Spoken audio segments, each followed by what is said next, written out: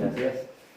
Bueno, qué precioso que estemos en esta mañana todos juntos, ¿no? Vernos y encontrarnos después de 2 encuentros que no tuvimos, por la fiesta de los jardines, por terminar de organizar la fiesta de los jardines, terminar la parte final de la fiesta de los jardines, que era desarmar, y estar trabajando todos juntos. Pero qué bueno que nos podamos reunir en esta mañana con todas esas ganas, ¿no es cierto? Con toda esa alegría de estar juntos y de poder aprender la palabra del Señor. Muchísimas gracias. Ya sabe que después se me seca un poco la garganta. Y hoy, esta mañana, el título de lo que vamos a compartir se llama Volver a empezar. Y cuando uno habla de volver a empezar, significa que uno vuelve a los inicios, vuelve hacia el origen de todas las cosas. Cuando uno va y piensa en la creación, si bien en la escuela nos han enseñado distintas teorías que no tienen nada que ver con la palabra del Señor, lo que nos dice la Biblia es que el principio de todo ha sido el Señor. Él es el origen de la vida, el origen de la creación. Cuando uno habla de una familia, por ejemplo, el origen de esa familia se da entre papá y mamá cuando se casaron. Y si ustedes van a mi casa van a encontrar que hay una foto ahí cuando nos casamos jovencitos y estamos casi iguales, no hemos cambiado nada. Igualitos estamos, con la misma cantidad de pelo, lo mismo, sí, todo lo mismo. Entonces no hemos cambiado, pero hay un origen de todas las cosas. Y cuando uno piensa, empieza a comenzar a diagramar el año y decir, Señor, yo quiero involucrarme, yo quiero trabajar en la obra, yo quiero ser útil, quiero que el Señor utilice mi vida, uno tiene que pensar que realmente hay que volver a los orígenes. ¿De dónde nace todo esto? Y el lugar donde nace todo esto es en la cruz del Señor. Por eso cuando hablamos de volver a empezar, hablamos de volver al modelo. Y te invito a que abras tu Biblia en el libro de Primera de Pedro, capítulo 1. Primera de Pedro, el capítulo 1. Comenzamos con ese pasaje en la cual habla sobre la persona de Jesucristo. Primera de Pedro, capítulo 2 y versículo 21. Y dice aquí el escritor de esta manera: para esto fuiste llamado, porque también Cristo padeció por nosotros, dejándonos ejemplo para que sigáis sus pisadas. ¿Les parece si lo leemos todos juntos? ¿Lo encontraron? Primera de Pedro 2:21. Ahí está, ahí llegamos, ahí escuché que para una hoja de busca. Primera de Pedro 2:21, lo leemos todos juntos. 1, 2, 3. Pues para esto fuiste llamado, porque también Cristo padeció por nosotros, dejándonos ejemplo para que sigáis sus pisadas. Y Pedro le escribe a una iglesia que estaba siendo perseguida, que estaba sufriendo, que estaba padeciendo, y estaba hablando de que en la vida cristiana vamos a padecer y vamos a sufrir. Los discípulos, ¿se acuerdan cuando estaban con el Señor Jesús? Había 2 hermanitos, muy lindos hermanos, que dijeron, Señor, queremos estar a tu derecha y a tu izquierda. Y el Señor le dijo, ustedes no saben lo que piden, pueden participar de la copa que yo bebo. Y estaba hablando de los sufrimientos y de las cosas que iba a vivir. Y ellos dijeron, sí. En ese sentido, nosotros nos tenemos que igualar al Señor, y no solamente para sufrir por el nombre del Señor, sino para tomar el modelo del Señor Jesús. Y quiero mostrarte 6 cosas. Antes de que vayamos a esas 6 cosas, la palabra ejemplo que escribe ahí tiene que ver con esto, con jupograma. ¿Qué tiene que ver? ¿Con qué se come? ¿En qué momento me lo van a dar para que yo pueda entenderlo? Bueno, tiene que ver con esto, el significado de algo escrito, dechado, modelo para copiar por imitación. ¿Alguna vez vos hiciste? Estoy seguro que los que somos un poquito más grandecitos lo hemos hecho, no sé si los chicos, pero hicimos el cuaderno de ortografía. ¿Nunca hicieron eso? Que te equivocabas en una palabra o te equivocabas en una frase porque lo escribiste con B larga o con B corta y te mandaban a escribir y que vos lo tuvieras que escribir de la manera que saliera bien. Y es más, en algún otros cuadernos ya venía prepunteada la letra para que vos marcaras por arriba para copiar el modelo y te saliera exacto. El escritor está diciendo que hay un modelo y el modelo se ponía arriba del papel para que la persona que estaba copiada siguiera el modelo fiel tal cual era. Entonces el origen deriva de este compuesto, de upo bajo y grapo escribir. Entonces poner debajo para copiar. Y el uso figurado que está representando acá es una conducta, un hecho, un modelo que debe ser imitado con sumo cuidado. El que escribía y transcribía la palabra no podía equivocarse, porque una letra implicaba que todo el contenido perdiera el sentido. Lo mismo nosotros cuando escribimos una carta y utilizamos una palabra fuera de lugar, o por ejemplo, podemos decir cima con C o cima con S, y tiene totalmente 2 significados distintos. Uno habla de una parte más arriba de una montaña y el otro está hablando de la parte más hacia abajo de una montaña. Y cambia solamente en una letra. Entonces, el origen de lo que está diciendo acá el escritor es que debemos copiar el modelo de Jesucristo. Y déjame mostrarte 6 cosas del modelo de Jesucristo en esta mañana. El primero de ellos, vamos a ir al libro de Juan, pensando en otro. Juan capítulo 19. Los 6 ejemplos los vamos a ver en los evangelios, así que hoy va a ser, digamos, sencilla la búsqueda en la Biblia. Juan capítulo 19, versículo 25 en adelante, 25 al 27. Juan 19, 25 al 27. Y dice el escritor: estaban junto a la cruz de Jesús su madre y la hermana de su madre, María, mujer de Cleofas, y María Magdalena. Versículo 26. Cuando vio Jesús a su madre y al discípulo a quien amaba, estamos hablando de Juan, que estaba presente, dijo a su madre: mujer, he ahí tu hijo. Después dijo al discípulo: he ahí tu madre. Y desde aquella hora el discípulo la recibió en su casa. Y uno se pone a pensar que el Señor Jesús estaba colgado en la cruz. Y lo que uno menos puede estar pensando cuando uno está sufriendo es pensar en otros. Porque estamos acostumbrados a que cuando nos pasa algo, el centro de lo que nos está pasando somos nosotros, y sentimos esa necesidad de que alguien supla lo que nos está pasando o nos ayude en el momento de dificultad. Y el Señor Jesús estaba colgado en la cruz, y Él tiene que decir esta frase, pensando en la madre que lo iba a dejar sin su hijo, y pensando en Juan que estaba al lado, dice: ahí está tu madre y tu hijo. ¿Saben qué difícil es poder pensar en otros? Porque pensar en uno mismo es una rueda sin fin. Porque pensamos en nuestras necesidades, en las cosas que nosotros queremos, en los deseos que nosotros tenemos. Y nos olvidamos que hay otras personas que están a nuestro alrededor. Cuando uno se pone a mirar el ejemplo del Señor Jesús, el Señor Jesús nos está sacando de pensar en sí mismo para enfocarnos nuestra mirada en pensar en otros. Y uno se pone a fijar lo que vivimos este fin de semana de trabajo. Y veía gente que no venía en la iglesia, que estaba esperando a su familia, a su esposa, a sus hijos, a que salieran y que pudieran terminar la jornada. Y nos acompañaban a trabajar y que cada uno de nosotros pudiéramos pensar que había un fin común. Que no era no solamente nuestro descanso, que no era solamente nuestra oportunidad de juntar dinero, era de trabajar todos juntos y pensar en que el otro también está pasando lo mismo que está pasando vos. Ahora, Filipenses capítulo 2 y versículo 4, ahí hay una frase monumental del Señor Jesús. Y dice Filipenses capítulo 2 y versículo 4, habla sobre el ejemplo del siervo, ¿no? Y habla de Jesucristo. Y dice ahí el escritor, Filipenses capítulo 2, versículo 4, al revés, estaba diciendo al revés. Capítulo 2 y versículo 4, dice ahí el escritor: no mirando cada uno por lo suyo propio, sino cada cual también por la de ¿quién?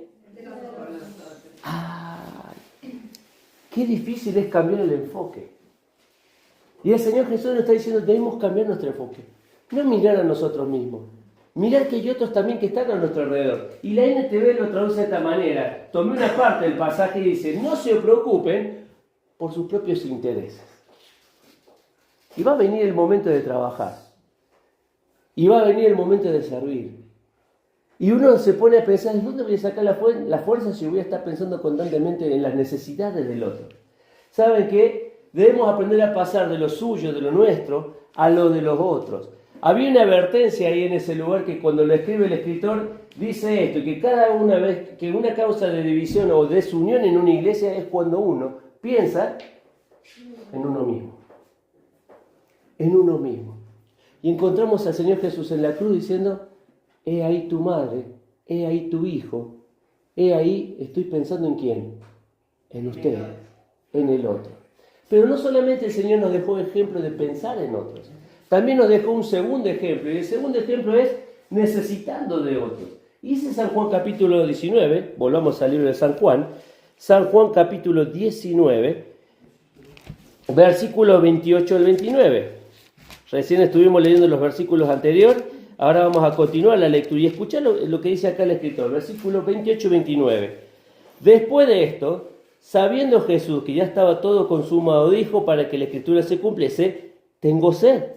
Y estaba allí una vasija llena de vinagre. Entonces ellos empaparon el vinagre en una esponja y poniéndolo en un hisopo, se le acercaron en la boca. Y quiero que prestes esto atención. Lo más natural que nos puede pasar a cada uno de nosotros, ¿qué es? ¿Que nos dé qué? Sed.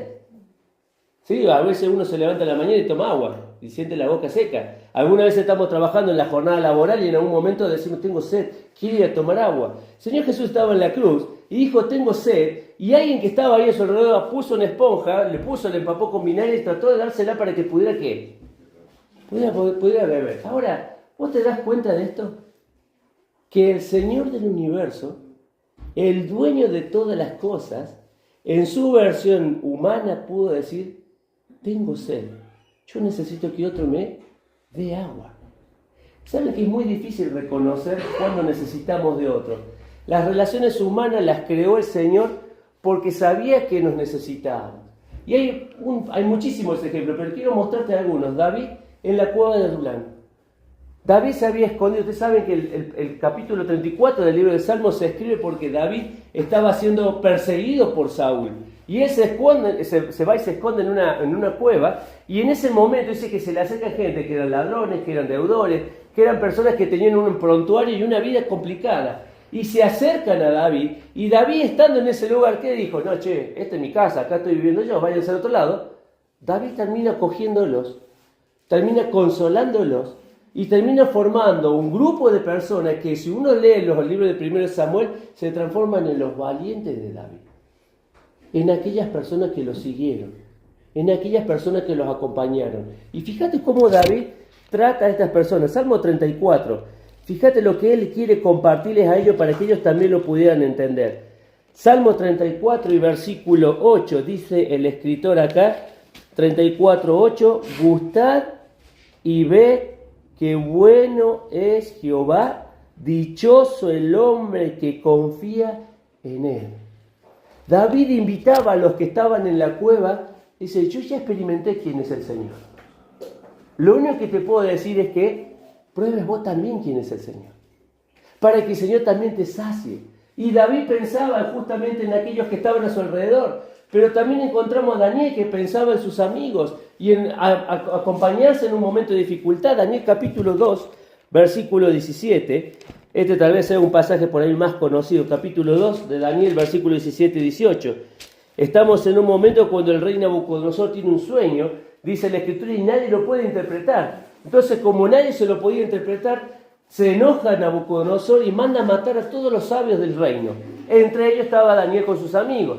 Cuando el guardia va y lo busca a Daniel con sus amigos para llevarlos a matar, Daniel dice, ¿qué es lo que está pasando?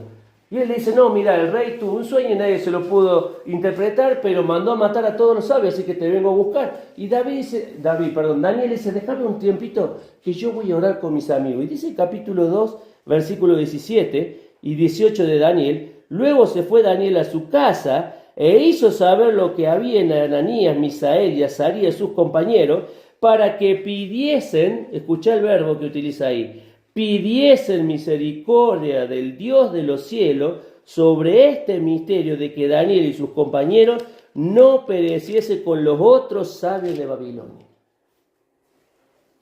El Señor Jesús nos hizo mostrar que Él necesitaba de otros. David necesitaba de las personas que estaban allí. Daniel necesitaba de sus amigos en un momento difícil. Y podemos poner otro ejemplo más, el ejemplo de Pablo, ¿sí? En el libro de 2 Timoteo capítulo 4, 2 de Timoteo, el capítulo 4 y versículo 9. Fíjate lo que dice acá el escritor, capítulo 4 y versículo 9 de 2 de Timoteo, dice, procura venir pronto ¿a qué? A verme. Procura venir pronto a verme. Y dice ahí el escritor, porque Demas me ha desamparado amando este mundo. ¿Te das cuenta que nos necesitamos? Necesitamos experimentar justamente el modelo del Señor Jesús. Necesitamos de otros. No podemos vivir nuestra vida alejados. Si uno piensa en el cuerpo necesita del resto de los miembros. La pierna derecha necesita de la pierna izquierda necesita de las manos para poder trabajar. Las manos necesitan de la boca para que se abra y se pueda alimentar. El cerebro que coordina todas las cosas, el corazón que bombea, todos los miembros se necesitan unos a otros. Por eso dice Pablo, cuando un miembro sufre, todos se duelen ¿con quién? Con él. Y si un miembro se goza, Todos se gozan ¿con quién?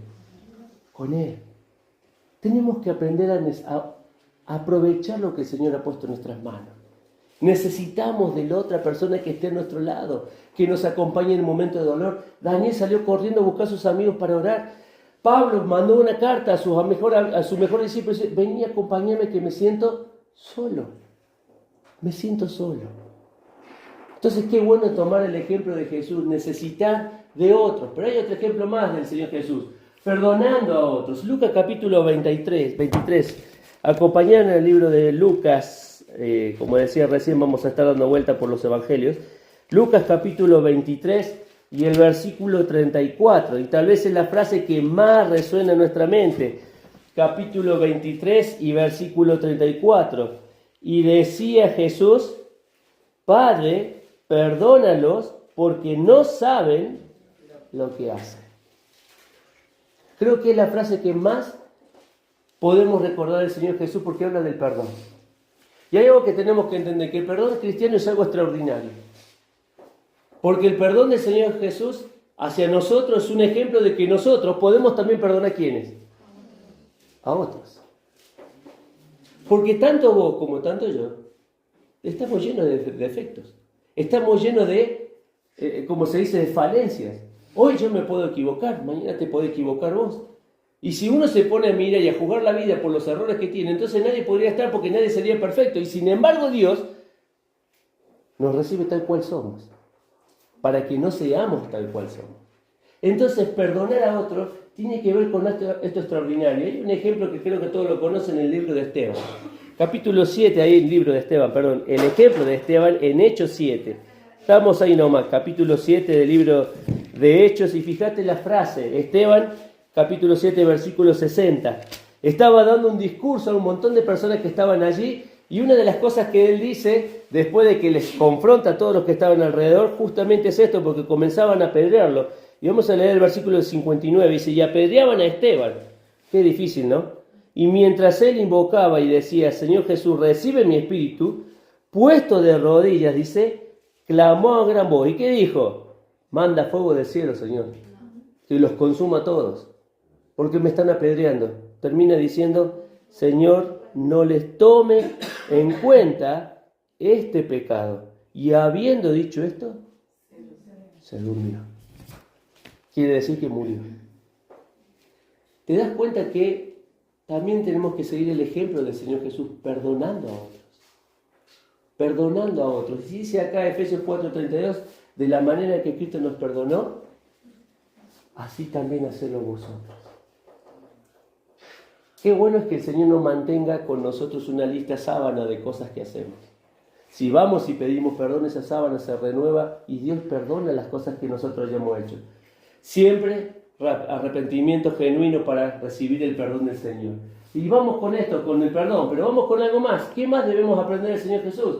Salvando a otros. Lucas capítulo 23. Estábamos ahí en Lucas capítulo 23, versículos 42 y 43. Capítulo 23, versículos 42 y 43.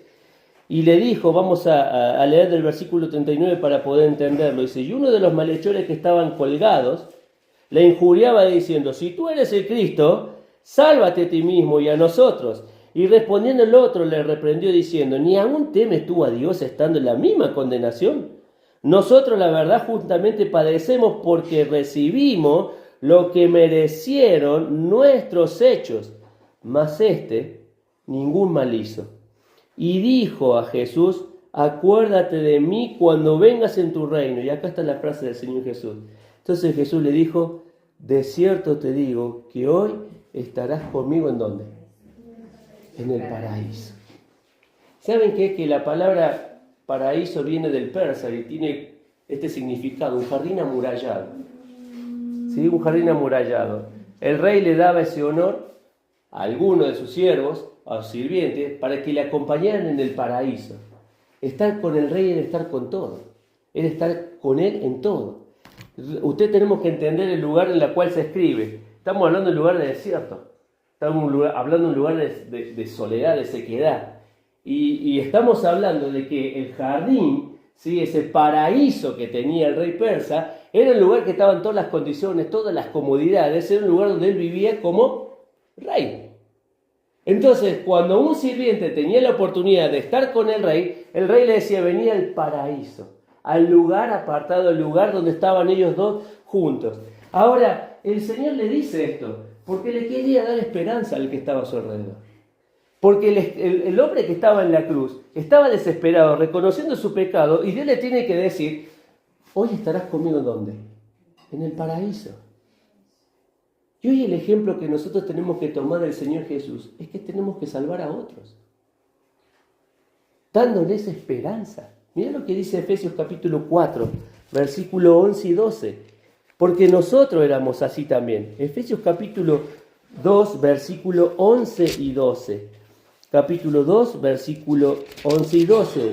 Dice el escritor aquí, por tanto, acordaos, dice, de que en otro tiempo vosotros, los gentiles, en cuanto la carne era llamado y circunciso por la llamada circuncisión hecha con mano en la carne. Versículo 12. En aquel tiempo estábamos sin Cristo, alejados de la ciudadanía de Israel y ajenos a los pactos de la promesa, sin esperanza y sin Dios en el mundo. ¿Qué podemos llevarle a las personas que están a nuestro alrededor? Esperanza. Esperanza de que lo que el mundo es, no es lo que Dios quería. Lo que Él es, no es lo que Dios quería. Lo que está viviendo Él, no es lo que Dios esperaba. Y tal vez haya personas que están desesperadas, que están viviendo así alrededor nuestro, que no tienen una razón de ser, que no tienen un futuro, que no tienen una razón de vivir, por la cual seguir trabajando todos los días, haciendo lo mismo todos los días. Pero vos y yo tenemos esperanza. Esperanza de que el Señor viene por nosotros, esperanza de que el Señor viene a buscarnos a nosotros, esperanza de que tenemos que llevar a otros a conocer a Cristo. Vivimos llevando a otros, como decíamos recién, como el ejemplo del Señor Jesús, salvando a otros. Pero también tenemos el ejemplo de oración del Señor. Y Marcos capítulo 15, vamos a leer uno de los dos pasajes porque habla de lo mismo. Marcos capítulo 15 y versículo 34, dice el escritor. Marcos capítulo 15 y versículo 34. El ejemplo del Señor Jesús, 15:34, dice, 15:34, y a la hora novena Jesús clamó a gran voz diciendo, Eloi, Eloi, lama sabactani, que quiere traducido es, dice, Dios mío, ¿por qué me has desamparado? ¿Cuál es el mayor ejemplo que tenemos del Señor Jesús? Que el Señor Jesús oraba, y estando en agonía oraba al Padre. Pero encontramos varios ejemplos. Jesús no solamente oró en ese momento, oró estando también en el huerto, pero él iba a ir a la cruz. Y le decía, Padre, si se puede que se pase toda esta situación compleja, pero que se haga tu voluntad. Y estaba orando. Y también podemos encontrar que oró por la elección de los discípulos. ¡Qué decisión! Escoger de toda la gente 12 personas que pudieran llevar el mensaje y la tarea que él tenía que hacer. Pero no solamente por eso oró, también oró por la unidad de los discípulos. Decíamos recién, cuando aprendemos a pensar en otros, disminuimos la brecha de la desunión entre la familia, entre los hermanos. Oró por la unidad de los discípulos, pero también oró por obreros a la vez. Yo lo decíamos el otro día, ¿no? Para encontrar la voluntad del Señor, uno de los requisitos era orar. Y si este año todavía estás con el deseo de servir al Señor, tenemos el ejemplo del Señor Jesús, de que Él oraba al Padre. Oremos también nosotros y tengamos ese tiempo de oración. Y el último de los ejemplos del Señor Jesús, ejemplo de obediencia. Y dice San Juan capítulo 19, y con esto vamos a leer el último pasaje, San Juan capítulo 19.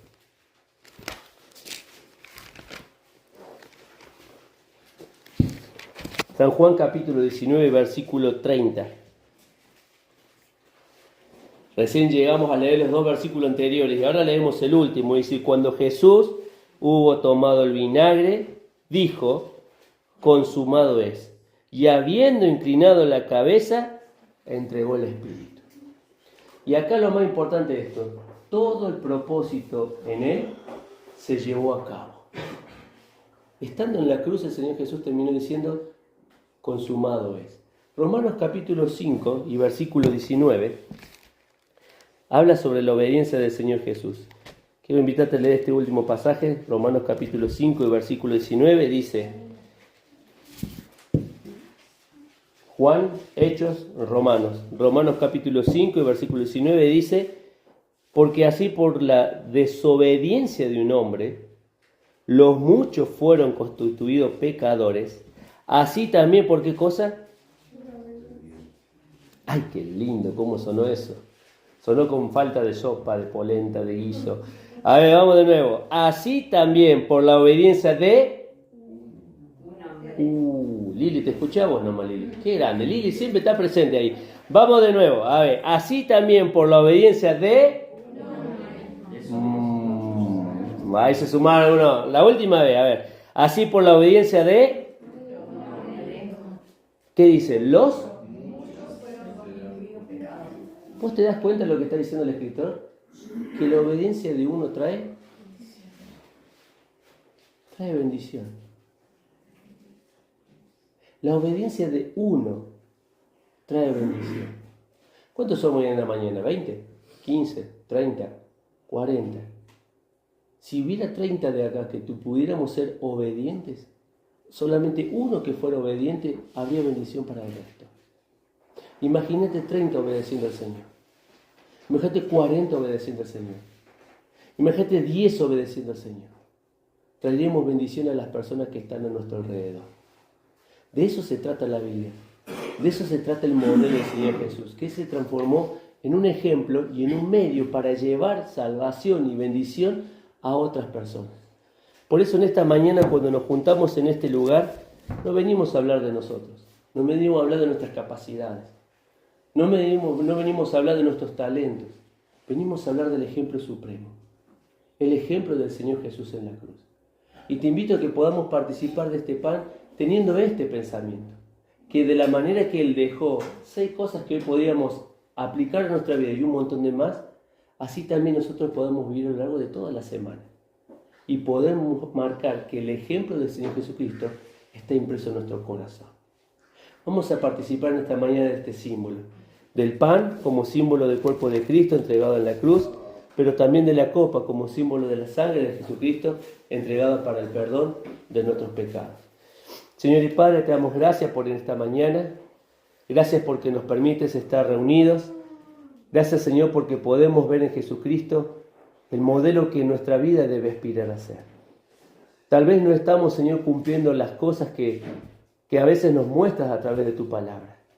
Y eso también nos habla de que somos humanos, que somos débiles. Pero también nos muestra, Señor, que a través de Jesucristo y la obra de tu Espíritu y de tu palabra nos capacita para poder cumplir el propósito que tiene para nuestras vidas. Ayúdanos a ser, Señor, obedientes en todas las cosas que hemos visto. Porque siendo obedientes como el Señor Jesús, somos de bendición a la generación que está a nuestro alrededor.